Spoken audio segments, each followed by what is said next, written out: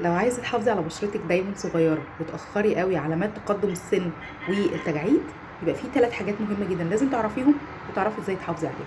قبل ما اقولك ايه هما ال3 حاجات، لازم تفهمي كويس جدا ان كلنا هنمر بهذه المرحلة، وكلنا هيبان علينا علامات السن والتجاعيد وكل الحاجات دي. بس المهم بقى والشطارة ان انت تعرفي ازاي تأخريها، بدل ما تظهر لك وان انت عندك 30 سنة تظهر لك وانت عندك 60 سنة. 3 حاجات مهمة جدا لازم تعرفي ازاي تحافظي عليهم وازاي تطولي مدتهم لأطول وقت ممكن.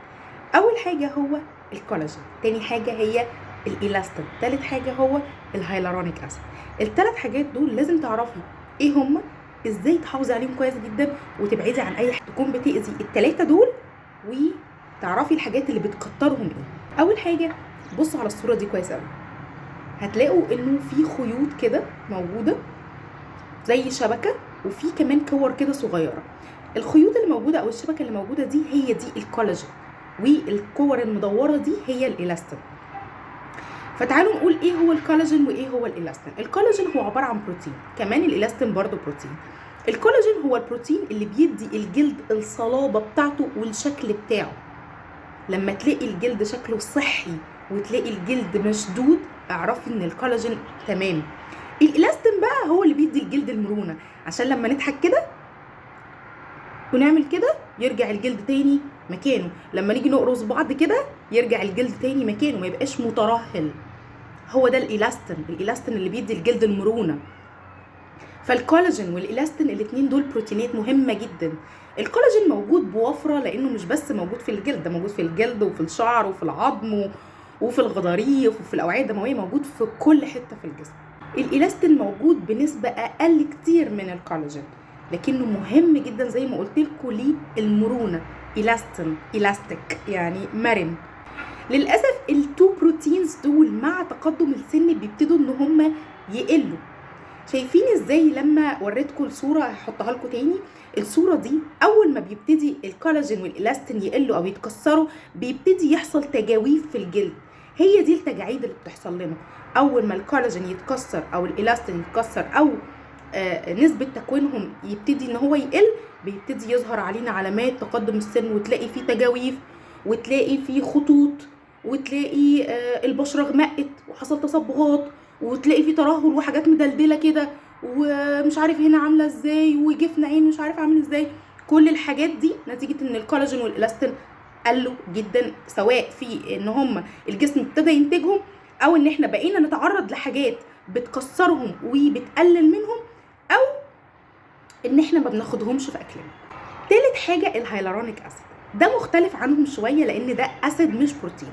الهيالورونيك اسيد هو عباره عن سائل لزج كده بيفرزه برضو الجسم، يعني الجسم اللي بينتجه برضو مش موجود بس في الجلد، بالعكس موجود في الجلد، موجود في قرنية العين، موجود برضو في الغضاريف، موجود في حتت كتير جدا. الهيالورونيك اسيد ده من الحاجات اللي بتبقى موجودة في المفاصل عشان ما يحصلش احتكاكات العظم في بعضه.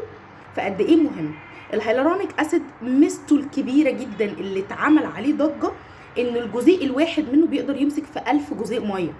فالهيالورونيك اسيد هو اللي بيدي الترطيب بتاع البشره، بيحفظ الميه جوه الجلد. فقد ايه الهيالورونيك اسيد مهم. فالثلاثه دول اعتبروهم ان هم مثلث، لو منهم اي ضلع نقص او منهم اي زاويه نقصت بتلاقوا ان حصل على طول مشاكل في البشره. طب هل ضروري ان انا اخد الهيالورونيك واخد الكولاجين واخد الإلاستين؟ ال3 حاجات دول مش شرط ان انت تاخديهم كسبلمنت، او مش شرط ان انت تاخديهم خارجيا. المهم ان انت تحافظي عليهم داخليا. ممكن تساعدي وتسبورت بحاجات خارجيه، لكن الاهم هو داخليا. تعالوا الاول بقى نشوف ايه هي الحاجات اللي ممكن تكون بتكسر الكولاجين والإلاستين وتقلل الهيالورونيك اسيد. اول حاجه انك ما بتشربيش ميه كافيه. تاني حاجه ان انت ما بتناميش كويس. تالت حاجه ان عندك توتر دايما وعندك ارق. عدد ساعات النوم ده مهم جدا كمان عشان الإلاستين. حاجه مهمه جدا جدا جدا جدا، وانا كنت زيكم كمان برضو عرفتها مؤخرا، وهي السكريات. السكريات من الحاجات السيئه جدا للاسف في تكسير الكولاجين. عشان كده الناس اللي على طول كل اكلها فيه كربوهيدرات عاليه وسكريات عاليه ونشويات عاليه، الناس دي بتبقى عرضه جدا ان هي يحصل لها شيخوخه ويحصل لها تجاعيد وخطوط وحاجات كده كتير. فعلشان كده لازم تنظمي جدا السكر في الاكل وتقللي السكر في المشروبات على قد ما تقدري.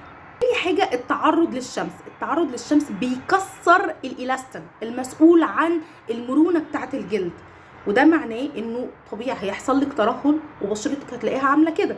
فعشان كده احنا لما بنقول لازم وضروري ان احنا نحط واقي شمس واحنا نازلين، مش رفاهيه خالص ولا عشان عايزين نكلفكم، علشان عايزين نحافظ على بشرتكم. تالت حاجه في عنصر مهم جدا جدا جدا، العنصر ده مهم جدا عشان تكوين الالاستين. العنصر ده هو النحاس. النحاس ده مهم جدا جدا لتكوين الالاستين. ناس كتير مننا بتهمل النحاس، حتى لو هي بتاخد مالتي فيتامين او بتاخد فيتامينات، دايما بتركز على فيتامين بي، فيتامين سي، فيتامين اي، كل الحاجات دي هايله كانتي اوكسيدنت، ما قلناش اي حاجه، ومهمه جدا عشان الكولاجين وتحفيز الكولاجين فيها. لكن في عنصر مهم جدا وهو النحاس. ده مهم قوي علشان خاطر تكوين الالاستين، عشان بشرتك تبقى عامله زي البيبي كده. الالاستين بيخلي البشره عارفين فلافي كده، تقعدي تلعبي فيها يعني يعني زي ما بنسيبش بشره العيال كده وخدودهم. لازم يكون طبعا، مش هقول لكم بقى اكل صحي وكده لان احنا كلنا ساعات بنعك كتير، بس على قد ما تقدري لازم تدخلي حاجات خضراء كتير في الاكل بتاعك. تركزي قوي على فيتامين الف، على فيتامين اي اللي هو على فيتامين سي، وعلى فيتامين بي. الفيتامينات دي مهمه جدا لان هي عندها انتي اوكسيدنت مهمه جدا، ان هي تقضي لي على الفري راديكالز او الشوارد الحره، اللي هي برضو من الحاجات اللي بتساعد العمليه بتاعه الشيخوخه او عمليه تكسير الكولاجين تزيد. الكولاجين مش محتاج اكلات غاليه خالص على فكره. انتوا عارفين ان الكولاجين موجود وبكثره في العظم بتاع سوري يعني البقر والحاجات اللي احنا بناكلها، هو بقى موجود في العظم. تمام؟ لو عملت شوربه عظم كده وشربتي شويه شوربه هتاخدي كولاجين لما تشبعي. الكولاجين مهم جدا للمفاصل، مهم جدا للجلد، مهم للشعر، مهم لكل اجزاء الجسم.